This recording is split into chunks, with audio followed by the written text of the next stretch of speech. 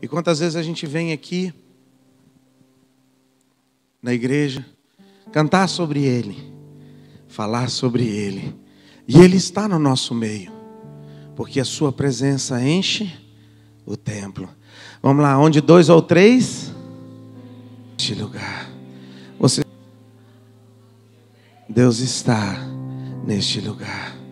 Você sentindo a presença dEle, você não sentindo a presença dEle, você reconhecendo Ele ou você não reconhecendo. Aqueles homens na estrada de Emaús, eles não reconheceram Jesus. Eles conversaram com eles, impressionante que houve um momento que eles pararam e olharam para Jesus, mas eles não reconheceram que era Jesus.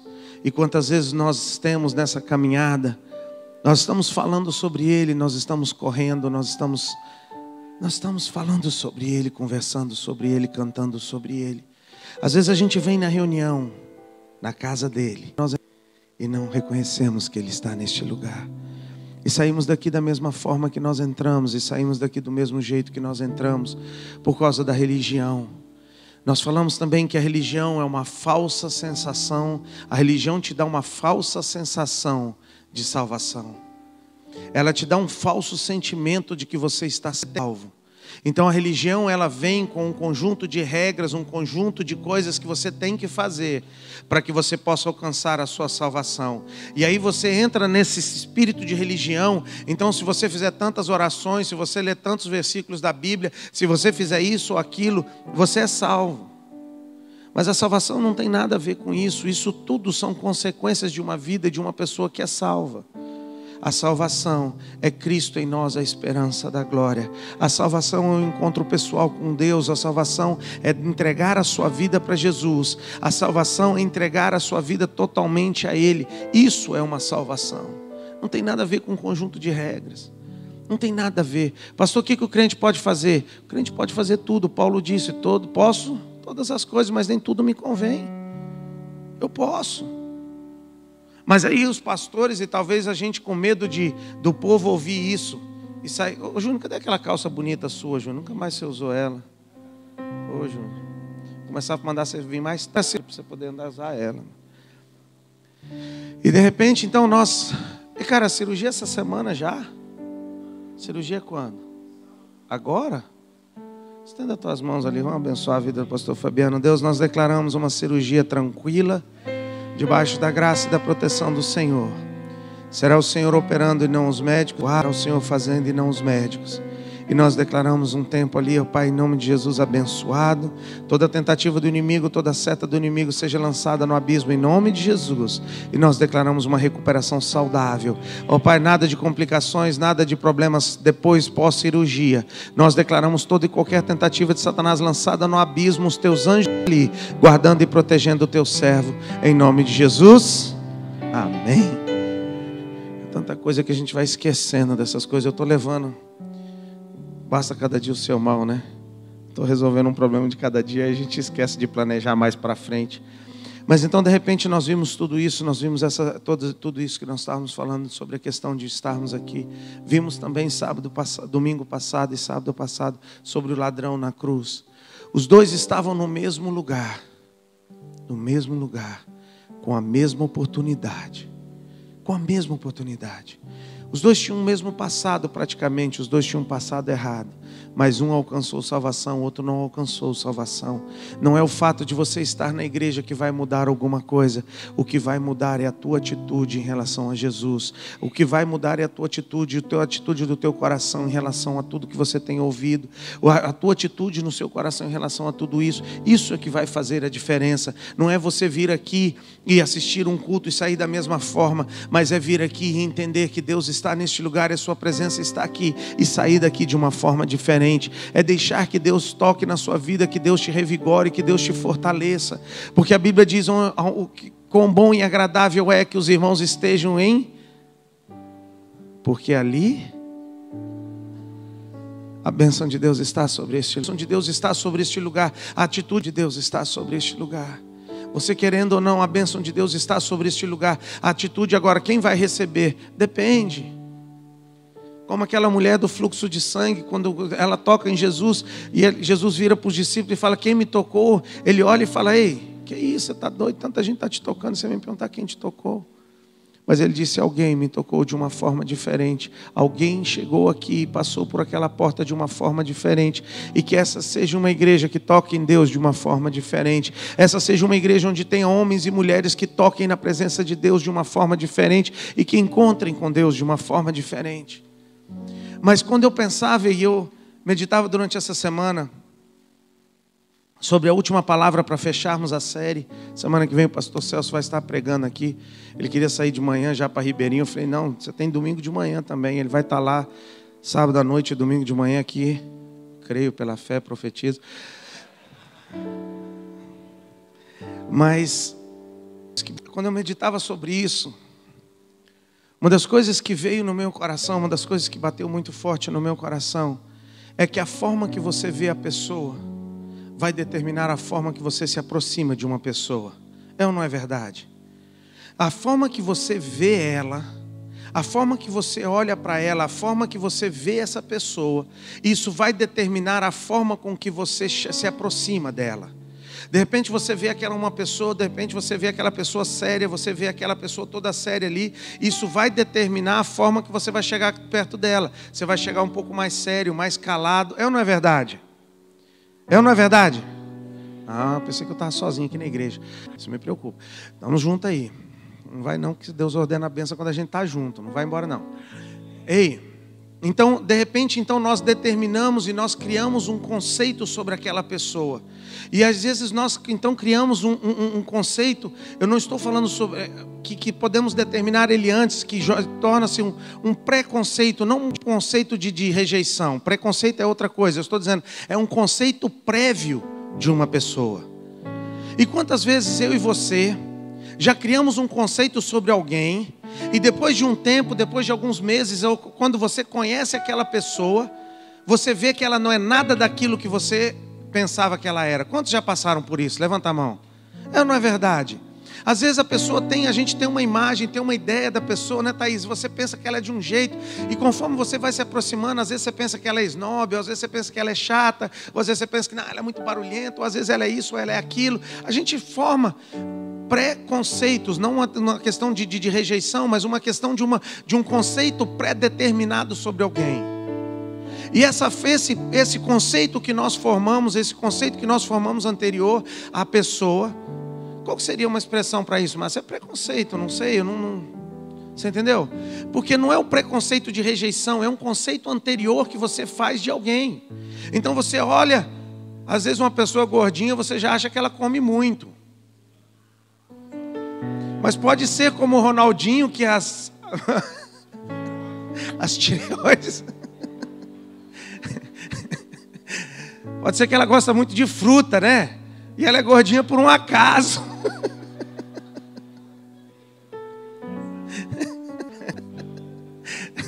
Porque a fruta dela é melancia, açaí, abacate, aí, jaca. Mas nós formamos preconceitos em relação às pessoas. Talvez eu fale isso de uma forma um pouco diferente, porque talvez a gente como pastor, as pessoas às vezes não têm tanta proximidade, não nos conhecem tanto. E quantas vezes as pessoas chegam para mim e falam, cara, eu tenho te conhecido, você não é nada daquilo que as pessoas falaram, você não é nada daquilo que eu pensei. Porque de repente as pessoas chegam a nos conhecer por quem nós verdadeiramente somos, e não pelo que os outros falam da gente. E de repente no meio dessa caminhada, nós formamos preconceitos em relação a Deus. Nós formamos conceitos pré-determinados em relação a Deus, que vão determinar a nossa forma de se aproximar de Deus, que vão determinar a nossa forma de oração. Às vezes nós temos então, sabe nós criamos então aquela imagem de um Deus distante, de um Deus no seu alto e sublime trono, e às vezes eu fico olhando algumas pessoas orar, e Pai do Altíssimo, grandioso, poderoso, amém, Ele é, mas Ele também é o meu Deus. Ele está no seu alto e sublime trono, rodeado por anjos e querubins. Ele está assentado ali no seu trono. Ele está rodeado de glória. Os querubins cantam, e os seres viventes cantam: Santo, Santo, Santo, 24 horas, louvado seja o nome do Senhor. Mas Ele também habita com o contrito e abatido de espírito. Ele está comigo nos momentos difíceis. Ele está comigo nos momentos de luta. Ele é o meu Pai, Ele é o meu Deus, Ele é o meu amado. E se nós não mudarmos esse preconceito que nós temos em relação a Deus, nós não vamos conseguir nos aproximar de Deus, nós não vamos conseguir quebrar a barreira para chegar em Deus de uma forma diferente. E de repente, quando nós começamos a frequentar a igreja, e graças a Deus por isso, nós começamos a vencer alguns pecados, e nós começamos a ter algumas vitórias na nossa vida, e nós começamos a nos achar bons. Deixa eu te perguntar uma coisa. E entenda com carinho o que eu vou te dizer nessa manhã. Quantos já ficaram chateados de ver uma pessoa errada ser abençoada e receber de Deus e ser tocada em Deus, e a outra que está fazendo tudo certo, parece que ela não... Não precisa levantar a mão, não. Só o dedinho do pé. Levanta só o dedinho do pé, Júnior. Aí tu olha e fala: cara, aquele cara está experimentando um toque de Deus, aquele cara está sendo tocado por Deus, aquele cara está sendo abençoado por Deus, e eu estou aqui tentando fazer... Sabe por quê? Porque aquele cara que está todo errado, às vezes ele sabe que ele precisa da graça de Deus mais do que você. Porque ele sabe que a graça e a misericórdia de Deus precisa, e ele sabe que se não for a graça e a misericórdia de Deus sobre a vida dele, ele não é ninguém. Ele sabe que a justiça própria dele não vale nada. Ele sabe que os erros dele, ele sabe de tudo. Então sabe o que ele faz? Ele chega diante de Deus com uma sinceridade de coração, com uma sinceridade de espírito. E ele sabe que se não for a graça e a misericórdia de Deus, ele não é ninguém. Ele sabe que é algo diferente. Ele sabe que ele precisa disso. Eu lembro que um dia no carro, isso me marcou tanto. Um dia no carro eu estava agradecendo a Deus pela graça dele na minha vida, por tudo que ele estava fazendo, pela transformação, pelas coisas que ele estava fazendo. E eu estava saindo de uma reunião tão abençoada, e eu agradeci a Deus no carro: Deus, Espírito Santo, obrigado pela tua presença. E aquilo agradecendo. E o Espírito Santo falou algo assim para mim, que nós começamos a rir ali no carro, eu e ele. E ele disse assim: mas também, né, mano, um passado igual ao teu, se eu não te abençoo, mano, tu tá enrolado. Sério. É esse tipo de relacionamento que eu tenho com o Espírito Santo. Eu converso com Ele, eu brinco com Ele, eu falo com Ele. Porque Ele é uma pessoa como eu sou, Ele é uma pessoa como você é. E nós temos essa oportunidade de brincar, de conversar com o nosso Pai. Mas quantos que têm um pai que nunca brincaram com Ele, nunca tiraram uma brincadeira com teu pai? E nós trazemos essa imagem, nós trazemos esse preconceito, nós trazemos isso pré-determinado no nosso coração. E nós chegamos diante de Deus, então desse Deus distante, nós esquecemos que Ele é o nosso Pai, que eu posso falar com Ele. E eu fico imaginando quando Jesus falava, talvez com Mateus, sobre os cobradores de impostos. Será que ele não dava uma olhadinha que cutucava Mateus? Cuidado com os cobradores de impostos, né, Mateus? Ele era alegre. Deixa eu te dizer uma coisa. Vamos sério. Vamos responder uma coisa para mim. Você prefere estar perto de uma pessoa alegre ou de uma pessoa séria, triste, carrancuda, emburrada, brava? De quem? Jesus tinha muita gente perto dele. Então ele era emburrado ou ele era alegre? Ele era agradável, ele era alegre. Ele tinha a presença do Espírito Santo. Ele tinha o óleo do Espírito Santo. Ele tinha uma graça, ele tinha uma unção. Ele tinha algo que atraía as pessoas a ele. Ele não era aquela pessoa severa, bruta, brava, não. Ele era um cara cheio de amor, cheio da graça do Espírito Santo, cheio da presença do Espírito Santo. Ele era uma pessoa cheia de Deus, ele era uma pessoa, ele tinha algo diferente. E nós criamos então esses preconceitos pré-determinados. E esquecemos que foi Deus que nos escolheu e que nós somos um amado de Deus. Nós esquecemos de um texto tão chave da vida cristã.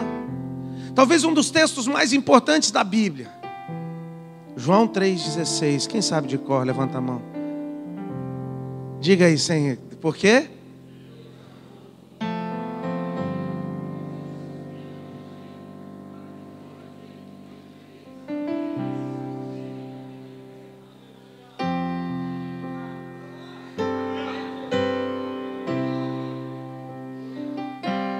Às vezes quando nós ouvimos esse texto, nós lembramos das pessoas lá fora.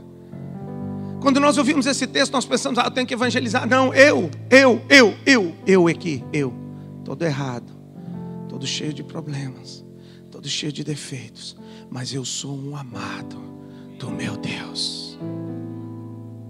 Eu sou um amado do meu Deus. O meu Deus me ama.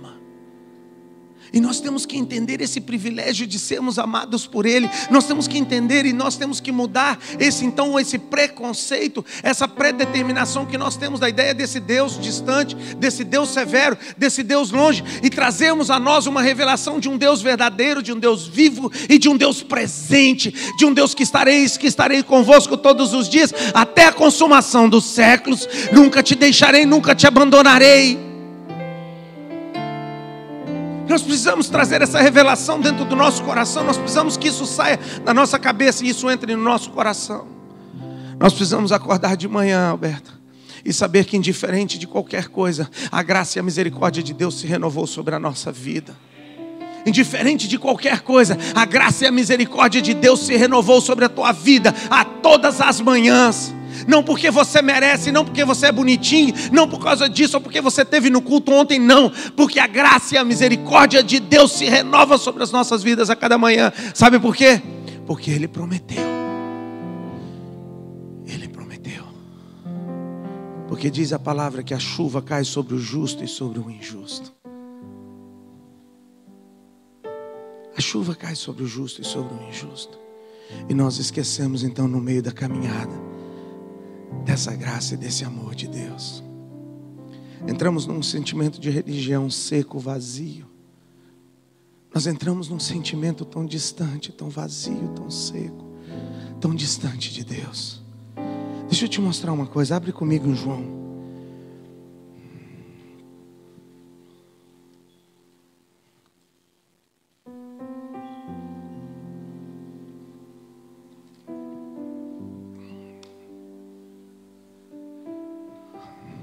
Acho que eu vou começar a trazer 2 garrafas.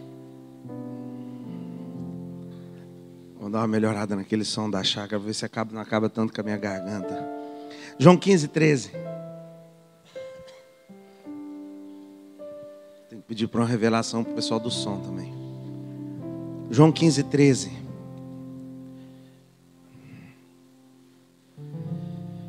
Oh Deus. Todo mundo abriu, amém? Ninguém tem amor maior do que este, de dar a alguém a sua vida pelos seus amigos. Vós sereis meus amigos, se fizerdes, versículo 15, já não vos chamarei servos, porque o servo não sabe o que faz o seu senhor, mas tendo-vos chamado, porque tudo quanto ouvi de meu Pai, vos tenho feito conhecer. Versículo 16. Não me escolhestes vós a mim, mas eu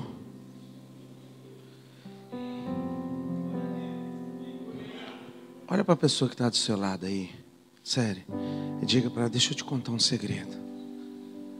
Deus me escolheu. Fala para ele.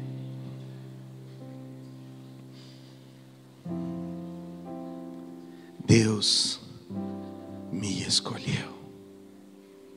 Por quê? Por causa da graça e da misericórdia dele. Eu sempre carrego uma música no meu coração do Marcos, acho que não sei de quem que ela é, do Marcos, acho que é do Jesus Adriano Romero. E ela diz assim: se me vissem tal como eu sou, eles entenderiam quem é Jesus.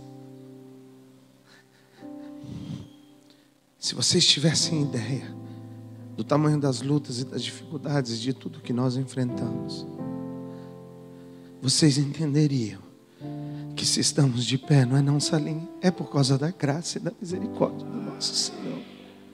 Não é porque nós merecemos, ou não é porque nós somos bons, não é por causa nada disso.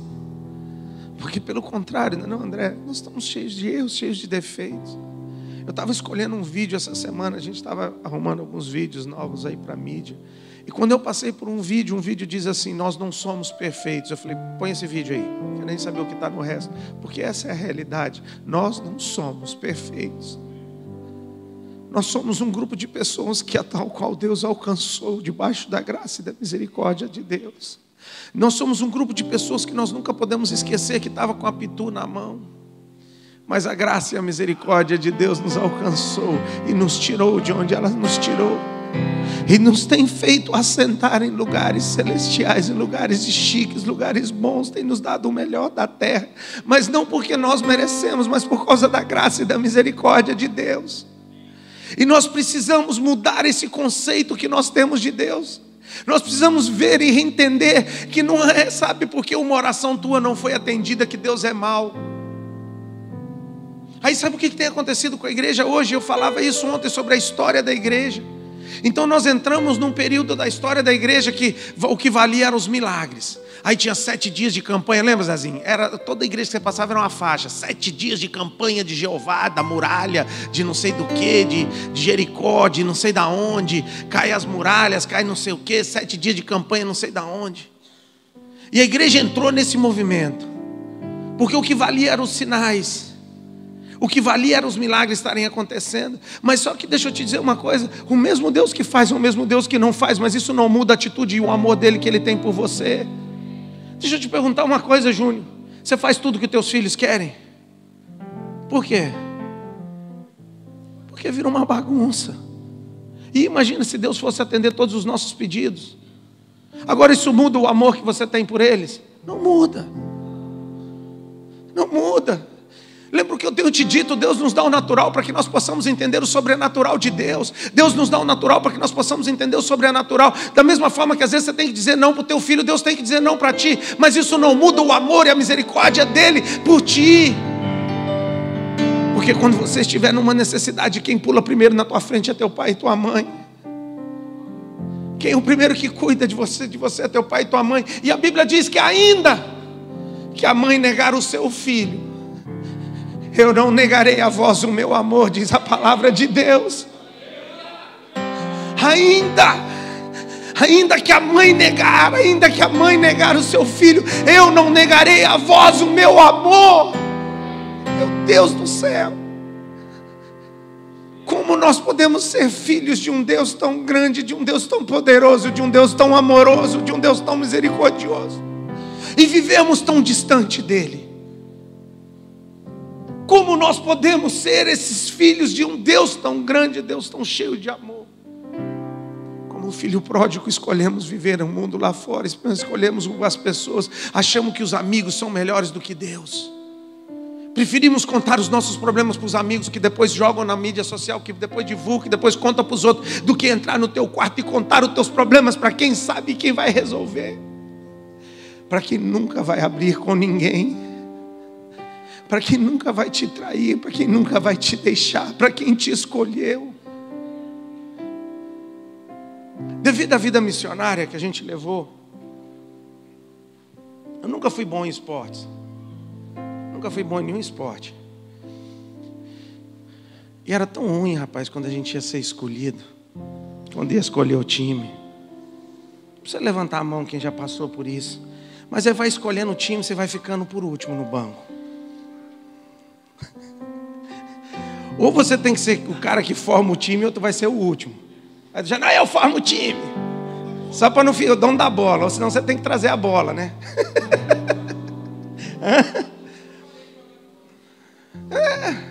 Ou senão você tem que comprar a bola e ser o dono da bola. Que aí você põe a bola debaixo do braço e fica esperando. Tipo, se não me colocar no time, ninguém joga. E era tão ruim quando aí ia escolhendo, aí de repente ficava 3. Eu disse, não, mas tem 3 ainda. Pô, o outro era escolhido, só ficava 2. Eu falei, não acredito que eu vou ser o último de novo. Aí escolhi o último. Aí chegava a vez de te escolher, o cara ainda ficava olhando, olhava pro portão, ver se estava chegando alguém. Aí o cara olhava, não tá chegando ninguém. Não tá chegando ninguém. Aí ele olhava, se não tinha ninguém no rastel, para poder tirar o cara do rastel para jogar no teu lugar. Aí o cara olha e fala, não tem tu, vai tu mesmo, né? Mas não foi assim com Deus. Existiam milhões antes de você ser gerado. E no meio de milhões, Deus te escolheu e te chamou pelo nome e te gerou num ventre materno. Antes que houvesse vida, Ele já sonhava contigo. Ele sonhava contigo antes de você nascer, antes de você ser gerado. Ele colocou tudo o que você precisava para ser um vencedor dentro de ti. E é esse Deus que nós servimos, é esse Deus que nós andamos, é esse Deus, por isso que nós estamos aqui nessa. Sabe por que nós estamos aqui nessa manhã? Sabe por que você está sentado aqui nessa manhã? Fala para o irmão que está do seu lado. Você está aqui porque Deus venceu na tua vida. Porque Deus venceu na tua vida. Você não precisa levantar a mão, mas eu levanto a minha. Porque eu não acordei hoje de manhã, me deu vontade de ficar em casa. De verdade, eu levanto a minha. Eu estou cansado, me deu vontade de ficar em casa. Mas algo me impulsionou, algo me direcionava. Algo me chamava, porque eu sei que Ele me chama e Ele me escolhe. E quando nós olhamos para as parábolas da Bíblia, onde o Senhor faz um banquete, chama as pessoas para vir para o banquete, e muitos não vêm. E quando nós olhamos para tudo na Bíblia nos leva em direção a um Deus de amor, a um Deus de misericórdia. Eu sei que Deus é justiça, eu sei de tudo isso, não estou tirando a justiça de Deus, mas eu estou dizendo, ela não é maior do que o amor, que no final o que prevalece é o amor. E quando Davi é colocado diante disso, ele fala: você quer cair na mão dos inimigos ou na mão de Deus? Eu quero cair na mão de Deus, porque certamente Deus usará de misericórdia para comigo. Certamente Deus usará de misericórdia para comigo, porque Ele tem a justiça, Ele tem tudo, mas no final vira o amor, porque se fosse só a justiça, nenhum de nós entraríamos no reino de Deus. Nenhum de nós seríamos salvos, porque foi eu que vos escolhi. E às vezes eu fico preocupado com alguns irmãos. Sério, eu fico preocupado. Porque às vezes as pessoas não vêm na igreja, ou acham que o louvor demora muito. Eu fico pensando, o que eles estão pensando que eles vão fazer lá no céu? É sério.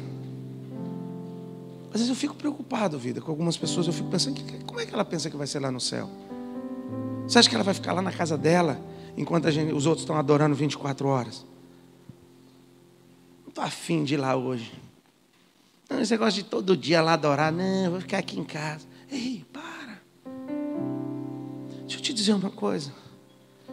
E nós como evangélicos ressaltamos as ruas de ouro, as portas de cristal. Nós ressaltamos isso, mas deixa eu te dizer uma coisa. Sabe o que é o céu? Quando Jesus ia subindo, Ele olhou para os seus discípulos e disse o quê? Na casa de meu Pai há muita morada. Vou fazer um quarto extra para ti, sabe? É sobre casa, é sobre relacionamento, é sobre uma vida, sobre um encontro com Deus. Não é uma religião, não é uma obrigação, não é uns afazeres, não é nada disso. E sabe o que Jesus está fazendo nesse exato momento? Ele está acabando a pintura do teu quarto, para que quando você chegar lá, o teu quarto está preparado. Não é sobre ruas de ouro. É sobre ser um amigo de Deus, é sobre ter a presença de Deus. E Ele diz então no texto que já não vos chamo mais servos, eu vos chamo amigos. E Deus quer restaurar isso nos nossos corações. Deus precisa restaurar essa visão que nós temos de Deus. E nós precisamos como igreja voltar e nos apaixonar por Deus de uma forma diferente. Nós temos que voltar a arder pela presença dEle, a arder por Ele diferente, como uma noiva anseia pelo seu noivo. Como o teu coração, sabe, como a noiva anseia pelo noivo, assim anseia a minha alma por ti, meu Deus. Abra sua Bíblia comigo em Mateus.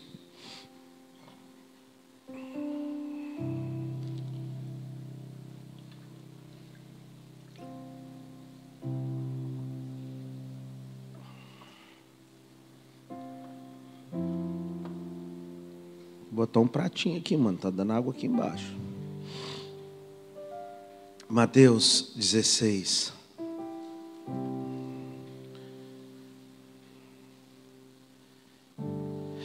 Ora, manandere. Obrigado, Deus, pelo teu amor.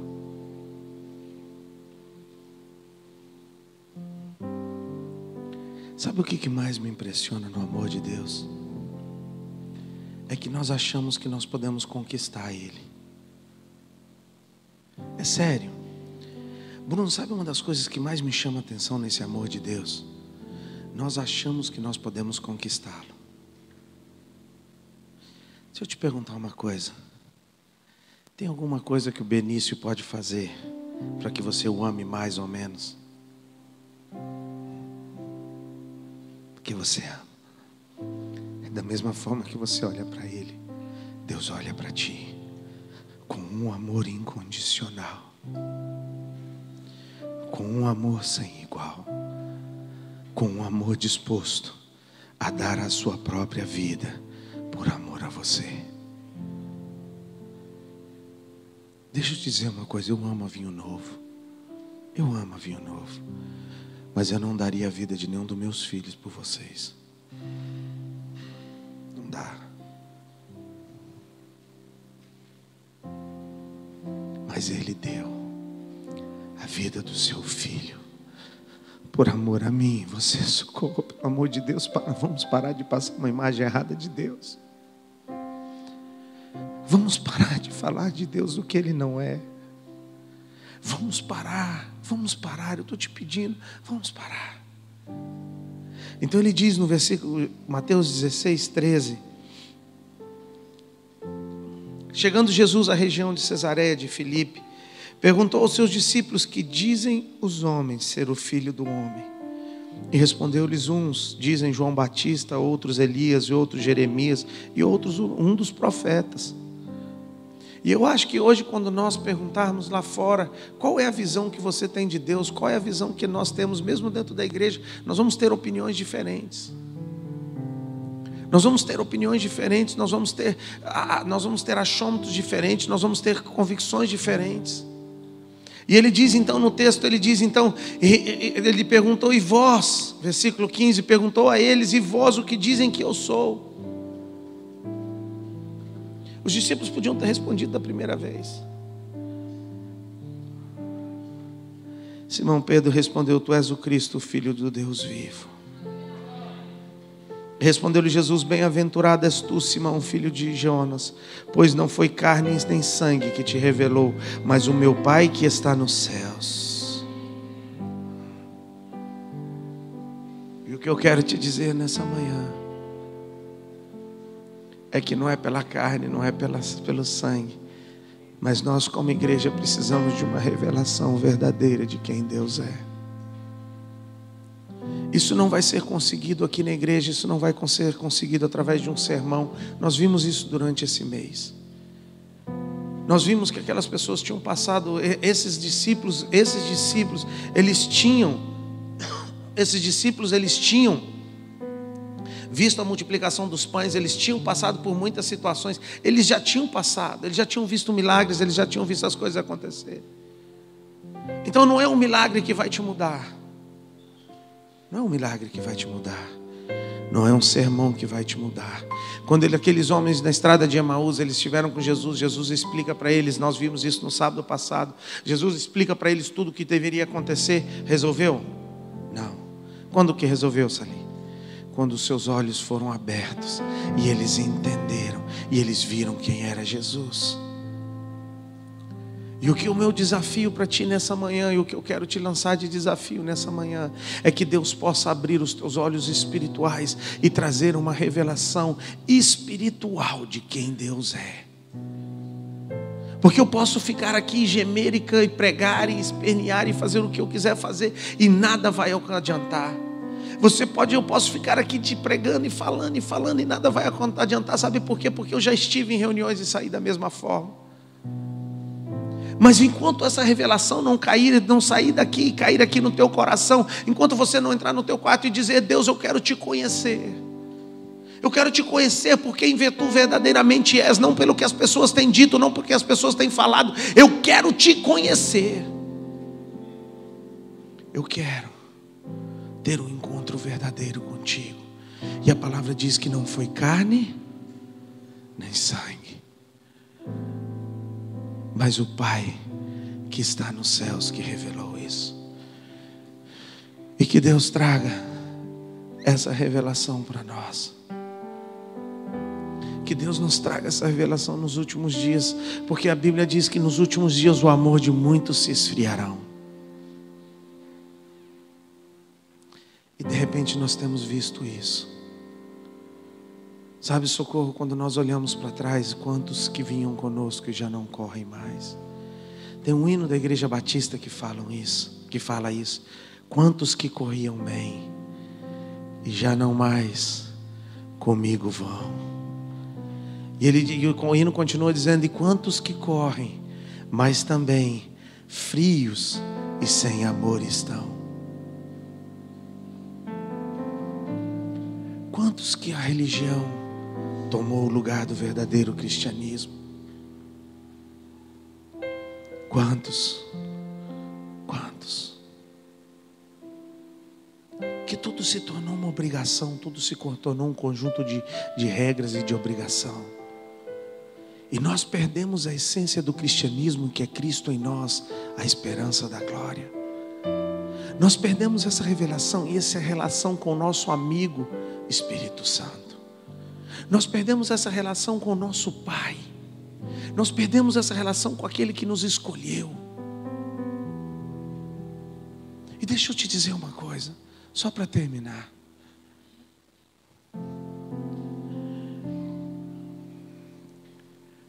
Todo o amor e sonho que tu tem pelo teu filho,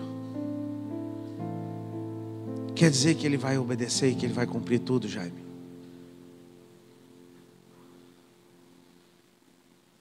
Hã? Por quê? Porque vai depender de decisões dele. Vai depender de escolhas dele. Vão depender de situações, de escolhas que eles vão tomar, Júnior, no meio do caminho. Porque às vezes você vê do mesmo pai, sai um que dá certo e sai outro que dá errado. Não é verdade? Por quê? O pai errou? Se ele deu a mesma criação, qual é a diferença? As decisões e as atitudes de cada um em relação ao que o pai ensinou.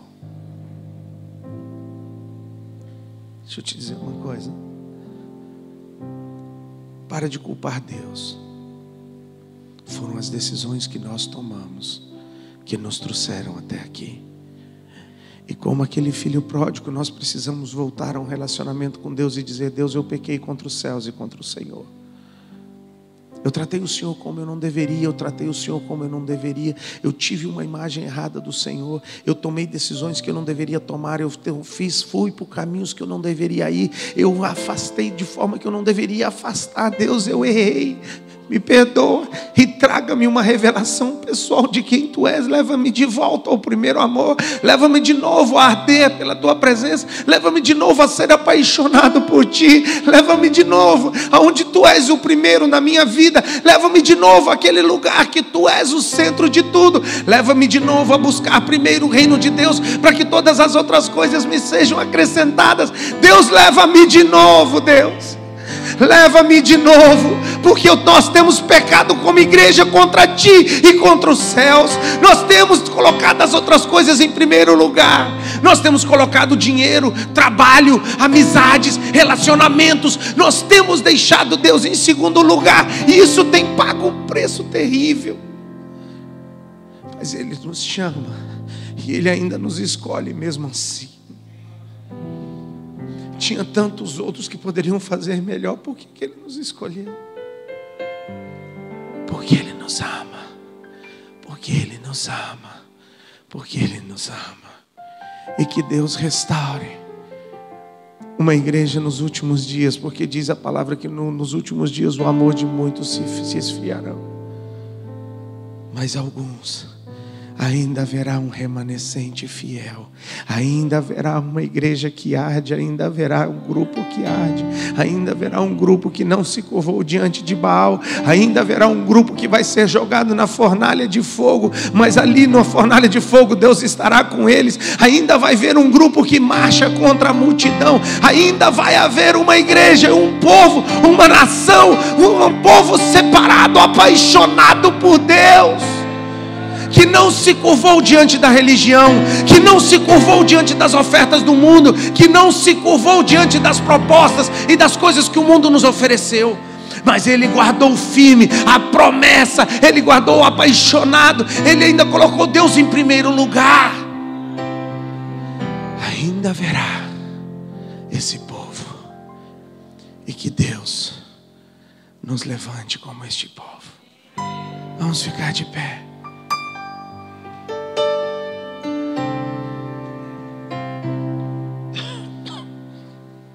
Não precisa subir agora não, Denis. Eu quero que vocês fiquem aí no banco, os levitas mesmo. Pode ficar de pé. Porque eu quero que você entenda. Antes de ser um levita, você é um filho. Não é porque você toca aqui que Deus te ama. Ele te escolheu quando você estava num bar. Ele te escolheu quando você estava tocando na noite. Ele te escolheu quando você estava na prostituição.